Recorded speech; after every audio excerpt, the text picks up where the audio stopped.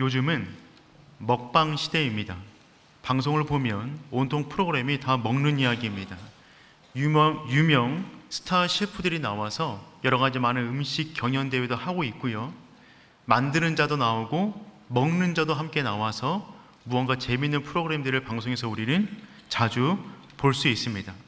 그래서 먹방 유튜버들이 굉장히 큰 인기를 얻고 있는 시대 가운데 우리는 지금 살아가고 있는 것이죠. 인생 가운데 먹는 재미를 빼면 실은 많은 부분이 또한 사라지는 것 같은 느낌을 받기도 합니다. 여행 가면 뭐 하세요?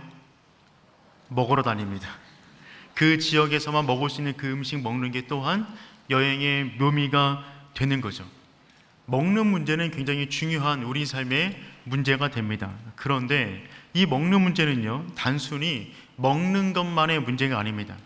내가 무엇을 먹느냐가 나를 만드는 것입니다.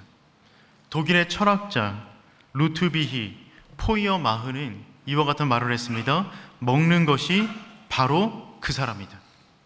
먹는 것이 바로 그 사람이다. 그 사람이 먹는 주된 음식들, 먹으면서 나타나는 식생활, 모든 습관들이 그 사람의 정체성을 형성하고 반영한다는 것입니다. 그러므로 단순히 음식을 먹는 것은 무언가를 먹는 것을 뛰어넘어 그 사람의 삶의 가치와 가치관, 삶의 방식을 보여주는 또 다른 모습이라고 할 수가 있다는 것이죠. 프랑스의 유명한 미식가는 다음처럼 말한 적이 있어요. 당신이 무엇을 먹는지 알려달라?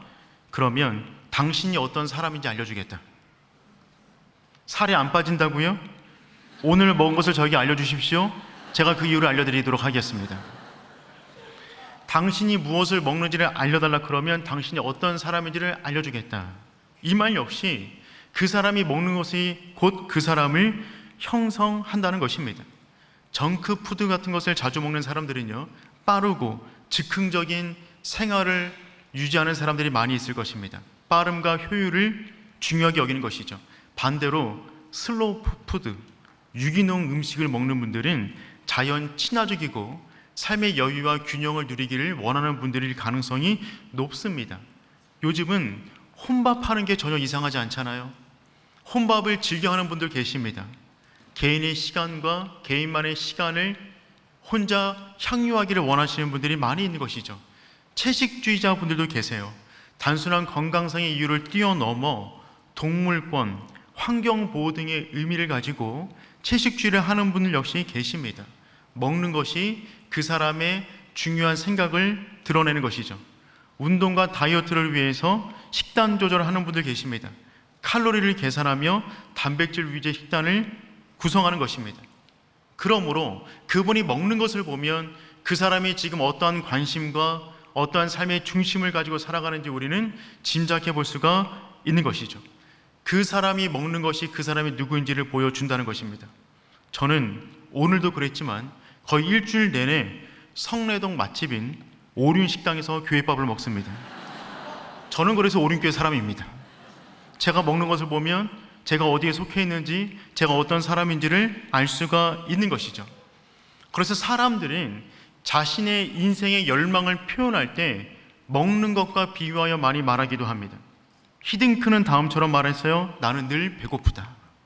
승리에 대한 강한 열망을 먹는 것으로 표현한 것이죠. 비욘세라고는 가수는 다음처럼 말했습니다. 나는 무대 위에서 목마름을 잃지 않으려고 매번 나 자신을 재창조한다.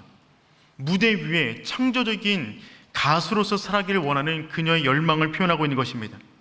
마틴 루터 킹 목사님은 다음처럼 말했습니다. 나는 자유가 흘러넘치는 날을 목마르게 기대한다. 나에게는 꿈이 있습니다 라는 유명한 연설을 남겼던 마틴 루터 킹 목사님 역시 자신의 인생의 모습을 먹는 것으로 비유했어요. 그 유명한 스티븐 잡스 대학교 연설에서 말을 했죠. Stay hungry. 끊임없이 굶주려라. 인생의 열망을 지금 먹는 것으로 사람들은 표현하고 있다는 것입니다. 그래서 결국 하나님의 사람들은 누구냐면 먹는 것이 다른 사람들입니다. 오늘 본문의 말씀은 바로 그것을 우리에게 말해주고 있어요. 팔복은 결국 하나님의 사람들이 무엇에 굶주려 있어야 하는가, 하나님의 사람들은 무엇으로 힘을 얻는가? 하나님의 사람들은 어떤 것에 갈증을 느끼는가를 분명하게 보여주고 있는 것입니다. 팔복을 시작할 때 오늘 우리가 살펴보는 팔복은 네 번째 복입니다. 첫 번째 복은 무엇이었죠? 대단하십니다. 심령이 가난한 자는 복이 있나니 천국이 그들의 것이며, 두 번째 복은 무엇이었죠? 애통하는 자는 복이 있나니 그들이 위로를 받을 것이며, 세 번째 복은요? 나오는군요. 깜짝 놀랐습니다. 저희가 서로 수준을 알고 있는데 깜짝 놀랐습니다. 온유한 자는 복이 있나니 그들이 땅을 기업으로 받을 것이며, 오늘은 의에 줄이고 목마른 자는 복이 있나니 그들이 배부를 것이며. 이 팔복 강의를 시작하면서 뭐라고 말씀드렸냐면, 팔복의 8가지 복은 위에 4가지 복과 밑에 4가지 복이 구분이 되어진다. 그런데 위에 4가지 복은 하나님을 향한 복이라고 말씀드렸어요. 기억이 안 나시겠지만 분명히 말씀드렸습니다. 위에 4가지 복은 하나님을 향한 복이며 아래 4가지 복은 세상을 향한 복이다 라고 말씀드렸어요. 그러니 오늘 우리가 다루고자 하는 이 복은, 네 번째 복은 하나님을 향한 복의 마지막 복이 되는 것입니다. 그런데 가만히 보시길 바랍니다. 첫 번째 복이 무엇이냐면 심령이 가난한 자입니다. 심령이 파산당했어요. 그래서 빈 그릇을 가지고 나온 사람을 첫 번째 복에 앉혀놓습니다. 그리고 하나님을 향한 복의 맨 마지막 복이 무엇이냐면 의에 줄이고 목마른 자입니다. 그러니까 하나님을 향한 복은 빈손으로 나와 그 굶주림 가운데 충만함을 경험하는 자, 그것으로 하나님에 대한 모든 복은 결론이 나는 것입니다. 이것이 우리 인생 가운데 가장 중요한 복이 되는 줄 믿습니다. 모든 사람은 굶주린 인생을 살아갑니다. 모든 사람은 어느 부분에 있어서 목마른 인생을 살아가게 되어 있어요.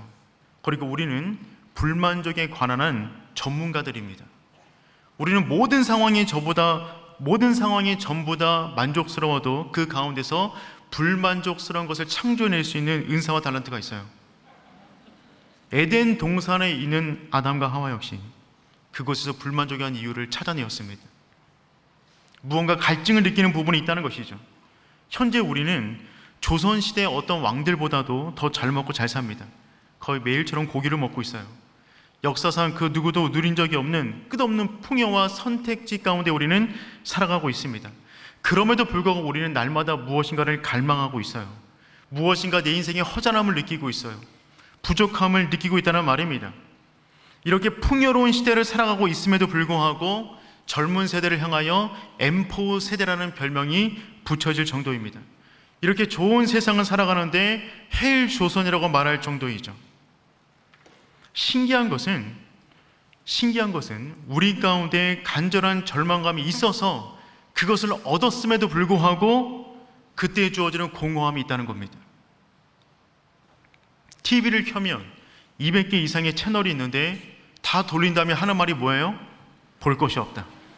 그렇게 열심히 해서 학위를 받았는데 학위를 받은 다음에 한 말이 무엇이냐면 다 부질없다. 남 부러워할 만한 엄청난 성공을 이루었는데 그 성공의 꼭대기에서 하는 말이 허무하다. 좋은 곳을 여행 갔는데 여행 가서 느끼는 것이 무엇이냐면 집이 최고다. 남 부러울 것이 없는 사람과 결혼했는데 결국 한다는 말이 무엇이냐면 그놈이 그놈이다. 그러니까 우리 인생 가운데 수많은 갈증과 허기와 굶주림을 가지고 있는데 그것을 이룬 사람들의 언어가 더 공허한 거예요. 무언가 채워지지 않은 것입니다. 그것으로 채워질 수 있을 줄 알았는데 그 순간에 이것이 아니었음을, 더 큰 갈증을 느끼고 있음을 느끼는 것이죠. 그래서 신학자 맥이 로스는 다음처럼 말을 했습니다. 우리는 공허함을 느낍니다.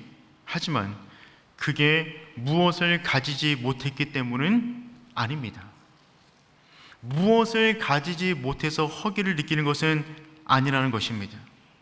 여러분, 우리가 이 세상의 것으로 아무리 채워도 내 인생의 목마름과 갈증을 채울 수가 없다면 그것은 우리가 이 세상의 것으로 체험받을 수 없는 존재로 만들었다는 증거가 되는 것입니다.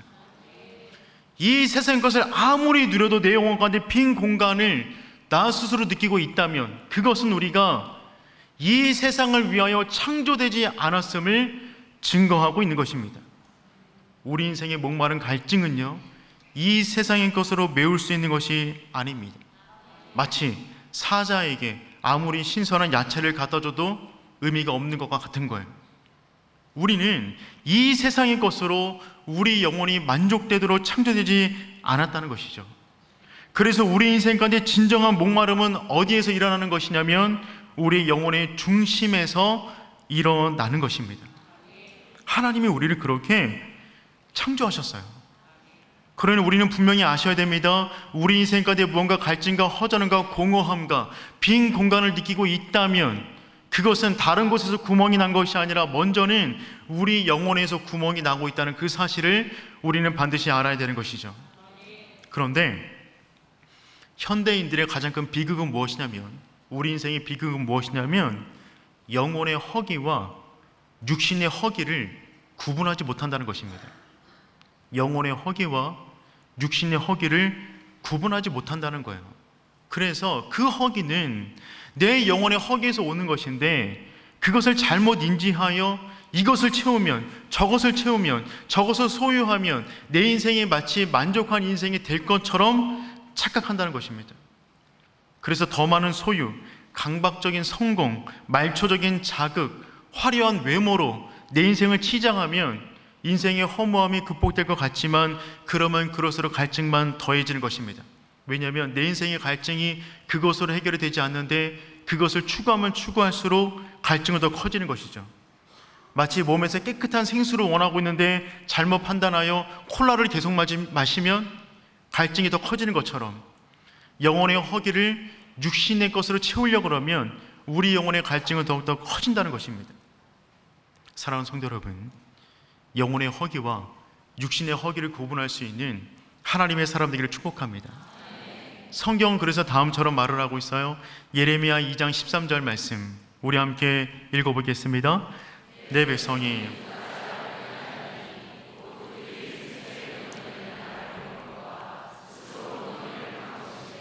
그것은 물을 가두지 못할 터진 웅덩이들이니라. 아멘. 여러분, 그렇습니다. 하나님을 떠난 인간, 그래서 영혼의 피로를 제대로 파악하지 못하는 인간이 하는 실수가 무엇이냐면 자신들의 생수를 모으기 위하여, 갈증을 해결하기 원하는 생수를 모으기 위하여 웅덩이를 팠는데, 열심히 팠는데 그 웅덩이는 결국 터진 웅덩이다. 그러니 인간의 노력을 통하여서 내 영혼의 생수를 모으겠다고 하는 그 생각, 그것은 전부 착각이 된다는 것입니다. 터진 웅덩이에다가 물을 부으면 부을수록 더욱더 갈증만 더 커지는 것입니다. 잘못된 곳에서 잘못된 방식으로 인생의 문제를 해결하려고 하는 것이죠. 사랑하는 성도 여러분, 여러분의 영혼을 주목하십시오. 영혼의 피로를 느낄 수 있는 하나님의 사람 되기를 축복합니다. 결국 우리가 욕망하는 것이 그 사람의 본질입니다. 그 사람이 욕망하는 것이 그 사람의 주된 정체성을 형성합니다. 여러분은 오늘 하루 살아오시면서, 일주일을 살아오시면서 어떤 부분에 갈증을 느끼셨습니까? 어떤 부분에 목마름을 느끼셨습니까? 다 풍족하셨어요? 어떤 부분에 갈증을 느끼셨어요? 그 부분이 나의 정체성인 거예요. 그러니 사랑하는 성도 여러분, 이 밤에 우리가 이 말씀 앞에서, 한 절밖에 되지 않은 이 말씀이지만 이 말씀 앞에서 하나님을 향한 우리의 갈증과 굶주림이 더욱더 극대화되어지는 하나님의 사람 되기를 축복해요. 시편은 다음처럼 말을 합니다. 시편 42편 1절 말씀 우리 함께 읽어보겠습니다. 하나님이여, 사슴이 시냇물을 찾기에 갈급한 같이 내 영혼이 주를 찾기에 갈급함나이다. 아멘. 사슴이 시냇물을 찾기에 갈급한 같이, 요즘 같은 날 물을 먹지 않으면 얼마나 갈증이 납니까? 이러날 사슴이 시냇물을 찾기 위해 갈급한 같이 내 영혼이 주를 찾기에 갈급합니다. 시장이 반찬이에요. 갈급한 영혼 가운데 주어지는 물은 어떤 물이든 상관없어요. 그래서 토마스 왓슨은 다음처럼 말을 했어요. 의에 줄이고 목마른 자는 꿀뿐 아니라 복음의 쓴물도 먹을 수 있다. 의에 줄이고 목마른 자는 복음의 꿀만 먹는 것이 아니라 복음의 구정물도 먹을 수 있는 거예요. 갈증을 느끼는 자는 물을 가리지 않습니다. 그래서 기독교는 어떤 종교이냐면 예수님의 능력을 활용하여 나의 욕망을 채우는 종교가 아니라, 기독교는 어떤 종교이냐면 그 갈망의 내용이 바뀌는 종교입니다. 세상 밖에서 구했던, 세상 속에서 구했던 그 갈망의 내용이 완전히 뒤바뀌어 하나님 안에서 전혀 새로운 것을 열망하고 전혀 새로운 것에 갈증을 느끼며 전혀 새로운 것에 대한 허기를 느끼는 그 영혼, 그 영혼이 진짜 하나님의 사람이 된다는 것이죠. 그래서 이런 분은 이런 휴가철에 다음처럼 고백하는 거예요. 시편 84편 10절 말씀입니다. 우리 함께 읽어보겠습니다. 주의 궁전에서의 한 날이 다른 곳에서 첫날보다 나은즉 악인의 장막에 사는 것보다 내 하나님 성전 문지기로 있는 것이 좋사오니. 아멘. 주의 궁전에서 한 날이 다른 곳에서의 첫날보다 나은즉, 주의 궁전에서 금요일밤 예배가 하와이 해변의 첫날보다 나은즉. 아멘. 그래서 이 밤에, 이 뜨거운 밤에 우리는 주의 전에 나와서 예배하는 것이 아니겠어요? 지난주에 휴가 기간이었어요. 한 3일 좋고 나머지 내내 힘들었습니다. 몰래 교회 갈까? 그 생각 정말 많이 했습니다. 다른 곳에서 보내는 시간보다 하나님을 예배하고 찬양하고 성도들과 교제하고, 그러한 기쁨이 우리에게는 큰 기쁨이잖아요. 여러분, 어느 교회가 좋은 교회입니까? 아멘. 어느 교회가 행복한 교회예요? 성품이 좋은 교회, 사회활동을 많이 하는 교회, 큰 교회, 작은 교회, 다음 세대가 많은 교회, 사회적 영향력이 큰 교회, 다 좋은 교회겠죠. 그런데 정말 좋은 교회는 어떤 교회냐면 하나님을 향한 의에 줄이고 목마른 영혼들이 함께 모여있는 그 교회. 모일 때마다 헐떡헐떡거리는 겁니다. 강단에서 쏟아지는 그 생수를 먹기 위하여 목을 쭉 빼있는 사슴처럼 말씀까지 집중하는 그 영혼, 하나님을 찬양할 때 온 마음 다해 찬양하고 마치 심장이 터질 것 같은 하나님을 향한 그 사랑을 가득 안고 찬양하는 그 예배 공동체, 그 사람들이 모이는 그 교회, 그 교회가 정말 하나님이 원하시는 교회가 되는 줄 믿습니다. 여러분, 그래서 부흥이라는 것은요, 역사적으로 살펴보면 부흥이 일어날 때 교회 밖에서 안 믿는 사람들의 영혼이 뒤바뀌기 이전에 교회 내 안에 있는 사람들의 영혼이 먼저 뒤바뀌어졌어요. 교회 안에 이미 하나님을 믿는 사람들입니다. 이미 예배하고 있는 사람들이에요. 봉사도 드리고 있는 사람들입니다. 그런데 그들이 예배하는 가운데 이성과 철학과 습관을 따라 예배하였는데 그 하나님이 진짜 살아계신 하나님으로 나에게 다가오시는 것입니다. 그래서 인격적인 하나님을 만나는 것이죠. 그래서 간증하는 모든 분들의 이야기를 들어보시길 바랍니다. 이전에는 하나님을 이성으로 알았고 글자로만 알았는데 그분이 진짜 살아계십니다. 나와 함께 하십니다. 하나님을 믿지 않는 영혼이 하나님을 만나는 것이 아니라 교회 안에 이미 예배드리고 있는 그 영혼들이 하나님을 만나 부흥이 교회 내부에서 먼저 일어나고 그 부흥의 불길이 교회 밖으로 번지는 것입니다.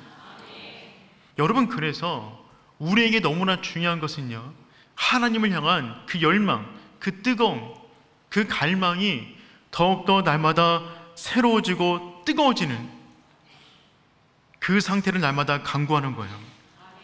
하나님은 목마른 모든 심령마다 생수로 채워주기를 원하세요.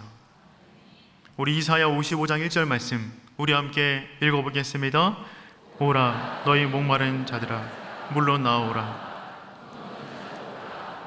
와서 사 먹되 돈 없이 값없이 와서 포도주와 젖소사라. 아멘. 여러분 그렇죠. 모든 자를 나오라고 말씀하십니다. 오는데 먹는데 값없이 그냥 다 먹어라. 하나님은 목마른 모든 영혼마다 그분께서 줄 수 있는 최고의 것으로 채워주기를 원하세요. 우리 하나님은 오병이어를 가지고 5,000명을 먹이시는 분이십니다. 만나 메추라기를 가지고 40년 광야 생활을 통과할 수 있도록 인도하시는 분이 우리 하나님이 되시는 줄 믿습니다. 그러니 이 금요밤, 이 예배는 정말 하나님을 향한 그 갈급한 심령을 가진 사슴 같은 영혼들이 나와서 하나님께서 주시기를 원하시는 그 놀라운 은혜를 받아 누려야 되는 은혜의 시간이 되어야 되는 것이죠. 그렇다면 하나님은 우리가 굶주린 심령이 되기를 원하는데 그 굶주린 심령의 핵심은 무엇일까요? 오늘 본문의 말씀을 보면 의에 줄이고 목마른 자입니다. 줄이고 목마른데 무엇에 대해서 줄이고 목마르다고요? 의에 대하여 줄이고 목마르다. 여러분 그렇다면 의는 무엇일까요? 국어사전을 찾아보면 의에 대해서 다음처럼 정의를 내려놓았습니다. 사람으로서 지키고 행해야 할 바른 도리, 사람이 마땅히 지키고 행해야 할 도덕적 의리 등을 사회에서는 의라고 말합니다. 그런데 오늘 본문 가운데 쓰여 있는 의는 해석이 조금 다릅니다. 이 단어는 디카이오시네, 디카이오슈네라는 단어를 쓰고 있는데 이 단어의 기본적 의미는 무엇이냐면 책망할 것이 없는 무죄한, 책망할 것이 없는 무죄한 상태를 말을 합니다. 그러니까 이 의는 법적인 의미를 내포하고 있는 것입니다. 즉 율법에서 요구하는, 성경에서 요구하는 모든 것을 지킨 그 상태를 의라고 말하는 거예요. 넓은 개념에서는 성경 전체를 지키는 것이고 좁은 의미에서는 율법을 지키는 그 마음, 그 율법을 향한 그 열정, 그것을 의라고 말하는 것이죠. 그런데 사랑하는 성도 여러분, 우리가 우리끼리 이야기지만 율법을 다 지킬 수 있습니까? 우리는 사고 칠 능력은 있는데 수습할 능력은 없습니다. 우리는 죄를 지을 능력은 있지만 죄의 값을 감당할 만한 능력은 우리에게 없어요. 근데 성경은 그 문제를 해결받은 사람을 의롭다라고 말을 합니다. 우리는 어떻게 그 일을 충족시킬 수 있을까요? 율법의 요구는 엄중합니다. 예수님 당시 가운데 율법을 가장 잘 지켰던 사람들은 바리새인들이었어요. 그런데 바리새인들 역시 예수님의 눈에는 회칠한 무덤처럼 보였습니다. 그들이 정말 말씀을 잘 지키려고 하는 그들 역시 주님의 눈에 회칠한 무덤처럼 보였는데 우리가 어떻게 율법을 온전히 다 이룰 수가 있단 말입니까? 더군다나 예수님께서는요, 우리의 의가 바리새인의 의보다 더욱더 나아야 된다고 말씀하십니다. 우리 마태복음 5장 20절 말씀 함께 읽어보겠습니다. 내가 너에게 이르노니 너희가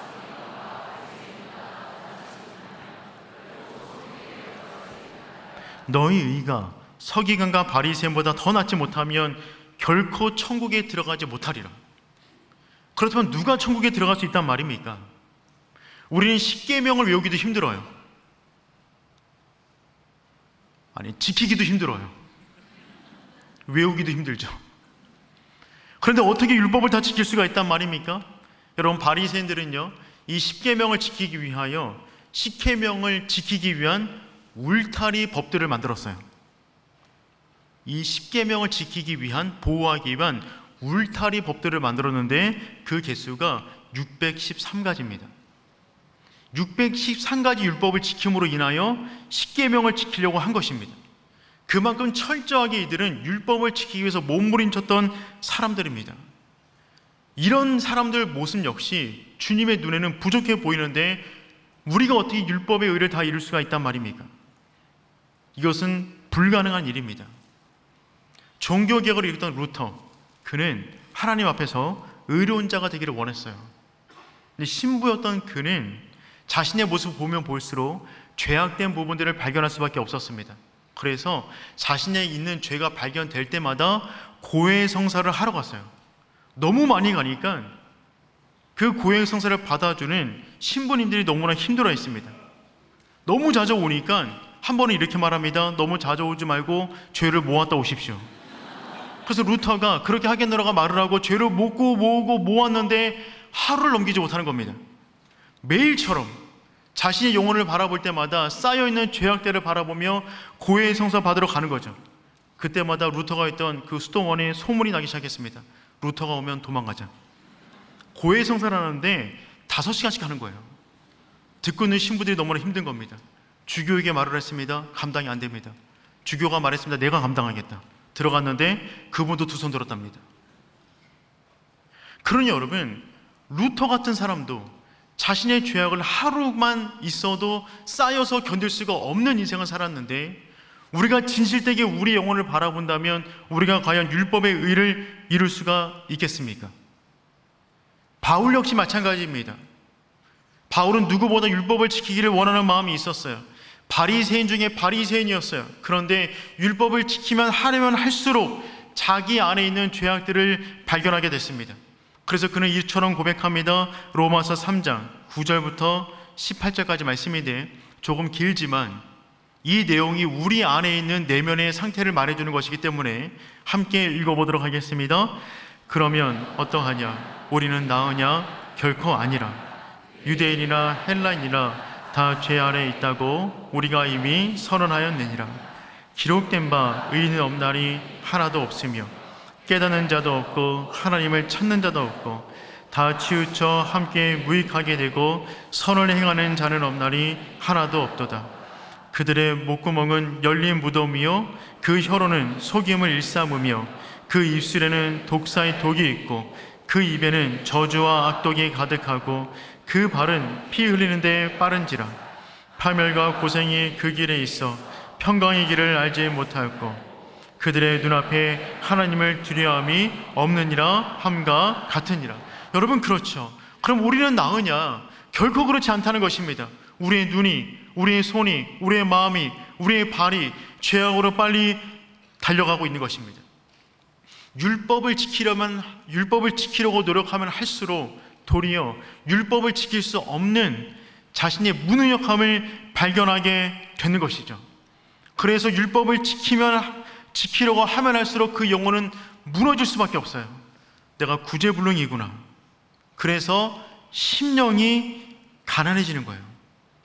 팔복의 첫 번째 복이 되는 것이죠. 심령이 가난해집니다. 그 상태에서 애통할 수밖에 없어요. 죄의 문제를 해결하지 못하는 자신의 모습 바라보며 애통하게 되는 것입니다. 그 상태에서 온전히 자신의 인생의 고삐를 하나님께 내어드리는 것이죠. 온유한 자가 되는 것입니다. 내 인생을 주관해 주세요. 나는 내 인생을 감당하지 못합니다. 그 순간에 놀라운 하나님의 의를 경험하게 되는 것입니다. 로마서 3장 21절 말씀 우리 함께 읽어보겠습니다. 이제는 율법 위에 하나님의 한 의가 나타났으니 율법과 선지자들의 증거를 받은 것이라. 아멘. 이제는 율법 외에, 우리는 율법을 지킬 만한 능력이 없기 때문에 율법 외에 하나님의 한 의가 나타났으니 주님께 파산된 심정으로 나아가 애통하는 마음으로 주님께 내 인생을 드립니다라는 진실된 고백을 아뢰었을 때 그때 발견할 수 있는 놀라운 율법의 의가 아닌 또 다른 의, 하나님의 의를 발견하게 되는데, 그 의는 예수 그리스도의 십자가 공로로 말미암은 단 한 번에 영원까지 이르는 영원한 의를 주시는 하나님의 칭의가 되는 줄 믿습니다. 예수 그리스도의 십자가로 인하여 우리의 행함이 아닌 그분의 십자가로 인한 그 놀라운 구속의 사건으로 인하여 우리가 의로운 자가 되었다는 것입니다. 여러분, 이 복음은 우리에게 너무나 중요합니다. 우리의 행함으로 의로운 자가 되는 것이 아니라 하나님의 새로운 그 의, 예수 그리스도로 말미암아 제시된 그 의를 내가 믿음으로 수납하여 내가 의로운 자가 되는 거예요. 그래서 우리는 의로운 자가 되었습니다. 우리 히브리서 10장 14절 말씀 함께 읽어보겠습니다. 그가 거룩하게 된 자들을 한 번의 제사로 영원히 온전하게 하셨느니라. 아멘. 한 번의 제사로 영원히 온전하게 하셨느니라. 구약의 제사는 예배를 드릴 때마다 짐승을 가져다가 그 짐승에게 나의 죄를 전가하여 그때마다 짐승을 잡았는데, 예수님의 십자가 공로는 어떤 사건이냐면 한 번에 영원까지 온전히 이루는 제사를, 그 의를 우리에게 주셨다는 것입니다. 그러므로 의에 줄이고 목마르다 라고 하는 의미는 무엇이냐면, 그 의는 우리의 행함으로 얻은 의가 아니라 하나님과의 관계 속에서 얻은 의를 말하는 거예요. 그러므로 의에 줄이고 목마르다 라고 하는 의미는 어떤 의미가 있는 것이냐면, 하나님의 그 관계를 향한, 나는 못합니다, 나는 죽을 수밖에 없습니다, 하지만 주님이 나를 살리셨습니다 라고 하는 하나님의 관계를 향한 그 굶주림, 그 목마름이 갈급한 심령은 복이 있다는 것입니다. 사랑하는 성도 여러분, 날마다 예배할 때마다, 하나님 앞에 나올 때마다 그 십자가의 뜨거운 복음, 그 사랑이 날마다 살아 숨쉬는 저와 여러분 되기를 축복합니다. 그 갈증이에요. 그 굶주림이에요. 여기서 말하는 갈증, 굶주림은 그냥 단순히 배가 고프다 정도를 말하고 있지 않습니다. 여기서 줄이고 라고 하는 단어는 페이나오라는 단어를 쓰는데, 이 단어는 생존이 걸린 절박한 굶주림입니다. 죽을 것 같은, 지금 죽 하나 먹지 않으면 죽을 것 같은 그 굶주림을 말하는 거예요. 목마르다라는 단어는 디프사오라는 단어를 쓰고 있는데, 이 단어는 존재 자체가 위협받는 상황에서의 갈망이에요. 내가 죽을 것 같은 것이죠. 그래서 나를 구원해 주십시오. 그 열망, 그 굶주림, 그것을 말하고 있는 것입니다. 단순히 저를 구원해 주셔서 감사합니다, 십자가 사랑 감사합니다, 이렇게 무덤덤하게 끝나는 것이 아니라, 예배할 때마다 그 십자가 사랑이 더욱더 뜨거워지는 거예요. 그 열망이 더 커지는 거예요. 내가 무엇인가를 얻어서 내 영혼이 뜨거워지는 것이 아니라, 그냥 그 십자가만 바라보더라도 내 영혼 가운데 하나님을 향한 그 열망, 그 굶주림, 그 사랑이 뜨거워지는 그 상태가 복되도다. 우리 옆에 있는 분들과 한번 인사했으면 좋겠습니다. 넌 참 좋겠다, 그렇게 굶주려서. 여러분, 얼마나 큰 복입니까? 십자가를 말하는데 눈물이 아니면 말을 할 수 없는 거예요. 십자가를 묵상하는데 눈물이 아니면 말을 하지 못하는 겁니다. 우리 인생을 향한 수많은 복이 있겠지만, 진짜 복은 그 십자가, 그 의, 나는 죽을 수밖에 없는데 구원해 주신 그 사랑을 향한 그 마음이 날마다 일어나는 저와 여러분 되기를 축복합니다. 여러분, 이 목마름은 대체가 불가능해요. 어떤 목마름은요, 다른 것으로 대체할 수 있어요. 콜라가 먹고 싶은데 제로 콜라로 대체할 수 있습니다. 제가 요즘 열심히 먹고 있는 것은 제로 조스바를 먹고 있습니다. 무언가 달달한 것에 대한 열망이 올라올 때마다 제로 조스바와 제로 스크루바를 샀어요. 그거를 먹으면서 그 욕망을 대체하고 있어요. 짜장면을 먹고 싶은데 주문하고 오는 동안에 빵 하나 먹으면 식욕이 떨어질 수 있어요. 대체가 되는 것이죠. 그런데 이 열망은, 의를 향한 열망은 대체 불가입니다. 대체가 불가능해요. 십자가로만 채울 수가 있어요. 하나님의 의로만 그 구멍을 메울 수가 있다는 것입니다. 우리 다시 한번 마태복음 5장 6절 말씀 한번 읽어보겠습니다.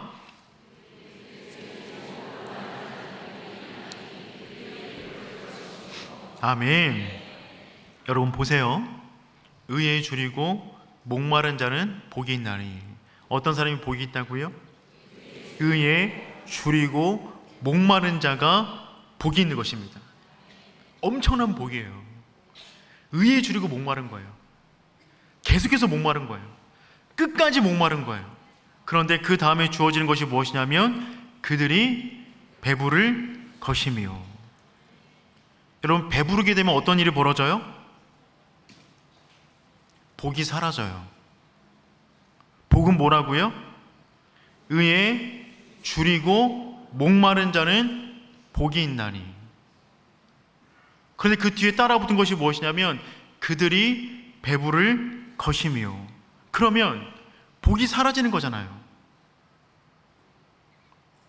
복은 무엇이냐면 하나님 앞에 나올 때마다 매 순간마다 하나님의 의를 향한, 관계를 향한 그 굶주림이 더 크고 넓고 깊어지는 게 복인데, 그 이후에 주어지는 것이 무엇이냐면 그들이 배부를 것이며. 그러면 그 허기가 채워져서 충만해지면 그 열망이 사라질 것이 아니겠습니까? 우리는 그래요. 무언가 열망이 들어오면 배가 고팠어요.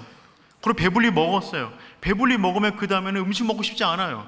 그 다음에 먹는 게 고문이에요. 힘들어요. 사람은 그렇습니다. 허기가 있어요. 채워지면, 만족되면 그 허기가 사라지고 그것을 보고 싶지 않게 되는 것이죠. 그렇다면 배부르는 것이 저주가 되겠네요. 제가 지금 잘 설명하고 있습니까? 잘 따라와 보시길 바랍니다.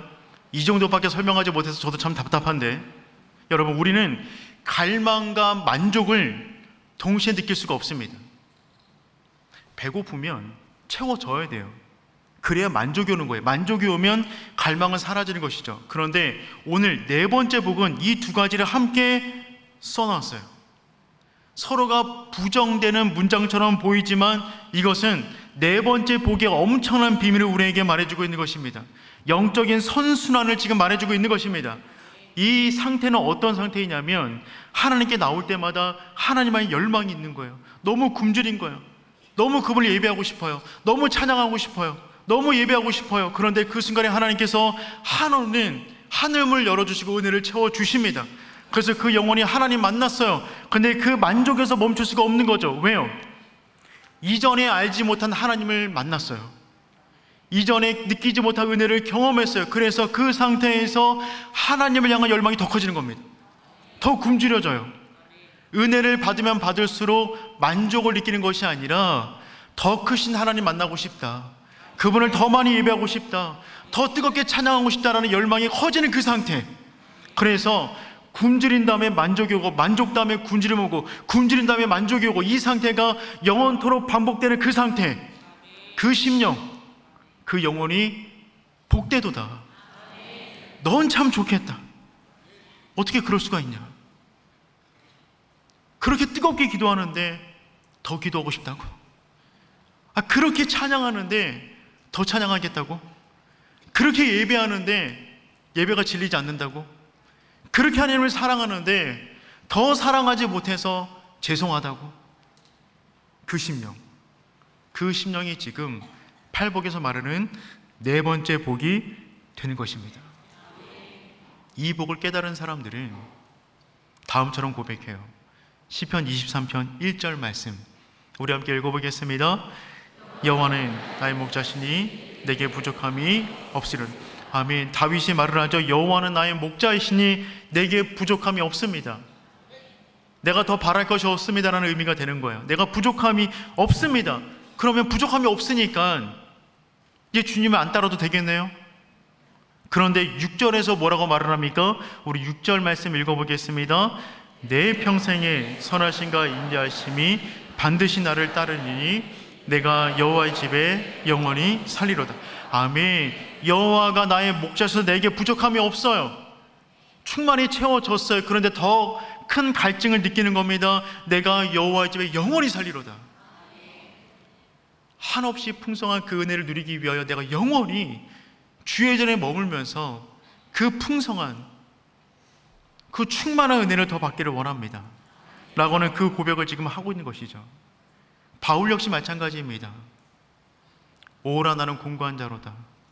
그 고백을 했던 그 사람이 율법 위에 또 다른 하나님의 의를 경험하게 되자 그는 시간이 지나면 지날수록 하나님을 향한 열망이 더 커져갑니다. 그래서 다음처럼 고백하는 것이죠. 고린도전서 15장 9절 말씀, 고린도전서 15장 9절 말씀 우리 함께 읽도록 하겠습니다. 나는 사도 중에 가장 작은 자라. 내가 하나님의 교회를 박해하였으므로 사도라 칭함을 받기를 감당하지 못할 자니라. 아멘. 여러분, 이 말씀은 AD 55년쯤에 한 말입니다. AD 55년쯤 가장 바울이 그래도 젊었을 때 한 고백이에요. 내가 사도 중에 가장 작은 자라. 내가 가장 작은 자입니다. 궁핍한 마음으로 주 앞에 나와서 은혜를 충만하게 경험했어요. 그 다음에 AD 60년에서 62년쯤에 에베소서 3장 8절에서는 다음처럼 고백합니다. 읽어보겠습니다. 모든 성도 중에 지극히 작은 자보다 더 작은 나에게 이 은혜를 주신 것은, 처음에는 사도 중에 가장 작은 자다. 두 번째, 시간이 흐르자 성도 중에 지극히 작은 자입니다. 그 마음으로 주 앞에 나왔더니, 더 큰 갈증으로 나왔더니 더 큰 은혜를 부어주셔서 바울은 다음처럼 고백합니다. AD 63년에서 65년경에 디모데전서 1장 15절 말씀 읽어보겠습니다. 미쁘다 모든 사람이 받을 만한 이 말이 세상에 임하셨도다. 죄인 중에 내가 괴순이라. 죄인 중에 내가 괴순이라. 강도가 더 세져요. 처음에는 사도 중에 가장 작은 자다. 두 번째는 성도 중에 지극히 작은 자다. 마지막, 죄인 중에 내가 괴수다. 은혜를 받으면 받을수록 더 큰 하나님의 은혜를 사모하니 그 영혼이 더욱더 마른 땅이 갈라지듯 쩍쩍 갈라지는 그 마음 가지고 주 앞에 나와 더 큰 은혜의 세계를 경험하는 것입니다. 우리의 신앙 연수가 늘어나면 늘어날수록 바울처럼 고백할 수 있다면 얼마나 행복할까요? 그 영혼이 진짜 복된 영혼이 되는 줄 믿습니다. 하나님의 임재 연습이라는 책이 있어요. 그 책을 쓴 저자는 니콜라 에르망이라는 사람인데요, 이 분이 수도원에 들어갑니다. 수도원에 들어가서 그분에게 붙여진 이름은 로렌스 형제예요. 로렌스 형제라는 이름으로 수도원에서 주방에서 설거지를 하며 주방 청소를 하며 지냈던 삶의 여정을 하나님의 임재 연습이라는 책을 통해서 기록해 놓았습니다. 그 책은 일기 형식으로 되어져 있어요. 제가 설교를 준비하면서 그 책을 한번 찬찬히 읽어보았는데 그분이 썼던 일기 내용 가운데 정말 큰 잔잔한 감동을 많이 받게 되었어요. 그 책에 보니까 다음과 같은 내용들이 있습니다. 제가 몇 개만 소개해 볼게요. 1930년 1월 3일 1930년 1월 3일 쓴 겁니다. 이렇게 되어져 있어요. 올해는 하나님의 임재를 계속 체험했던 지난해보다 한층 더 매 순간 온전히 하나님만 생각하는 체험을 계속하기로 했다. 작년에는 하나님의 임재를 날마다 체험했는데 올해는 매 순간 하나님만 생각하도록 그 열망이 계속해서 올라오는 겁니다. 1930년 1월 20일 다음처럼 기록해 놓았습니다. 나는 목사와 선교사로 15년 동안 섬겨왔지만 하루 종일 매 순간 하나님의 뜻을 따르는 삶을 살아보지 못했습니다. 그러다가 2년 전 나의 삶에 대해 심히 불만을 느끼고 15분 내지 30분마다 나의 행동을 하나님의 뜻에 비추어 보려는 노력을 시작했습니다. 열망이 더욱더 커지는 겁니다. 이제는 매 순간을 뛰어넘어 15분마다 하나님의 임재를 느끼기 위하여 갈급한 심령으로 변해져 가는 겁니다. 1930년 1월 26일 다음처럼 써놨어요. 며칠 전부터 이전보다 더욱 온전히 하나님을 의지하는 연습을 하고 있습니다. 나는 의도적으로 의지적인 행동을 하고 있습니다. 하나님을 생각하는데 많은 시간을 드리고 있는 것입니다. 더욱더 많은 시간을 하나님을 더 느끼겠다고 다짐하고 있는 거예요. 1930년 1월 29일 나로서는 할 수 없는 크고 놀라운 계획 가운데 나에게 맡겨진 부분을 감당하면서 한 시간을 보내고 있습니다. 작은 일에서도 하나님과 협력하고 있다는 이 느낌은 매우 놀라운 것입니다. 모든 순간, 모든 일을 할 동안에 하나님의 임재를 느끼기를 원하는 것이죠. 1930년 3월 1일, 이 느낌이 날마다 커지고 있습니다. 이 느낌이 날마다 커지고 있습니다. 1930년 3월 15일, 하나님과 대화하지 않고서는 도무지 견딜 수가 없습니다. 1930년 3월 23일, 잠이 깨어있는 동안 내내 하나님의 임재를 체험하다가 주님의 품에서 잠들고 주님의 임재 속에서 깨어날 수는 없을까요? 이제는 잠자는 시간마저, 의식과 무의식이 왔다 갔다 하는 그 순간, 그 찰나마저도 내가 하나님을 느낄 수는 없을까요? 과연 우리가 그렇게 할 수 있을까요? 항상 하나님의 뜻을 행할 수는 없을까요? 늘 하나님 생각을 할 수는 없을까요? 일을 하거나 오락을 할 때, 그리고 여러 사람과 함께 있을 때 우리 생각 속에서 하나님을 제쳐놓을 수밖에 없는 것일까요? 나는 매 순간에 하나님이 갈급합니다. 의의 줄입니다. 그분을 느끼기를 원합니다. 라는 갈증을 거의 매일처럼 일기 형식으로 끊임없이 열망을 표현하고 있는 것입니다.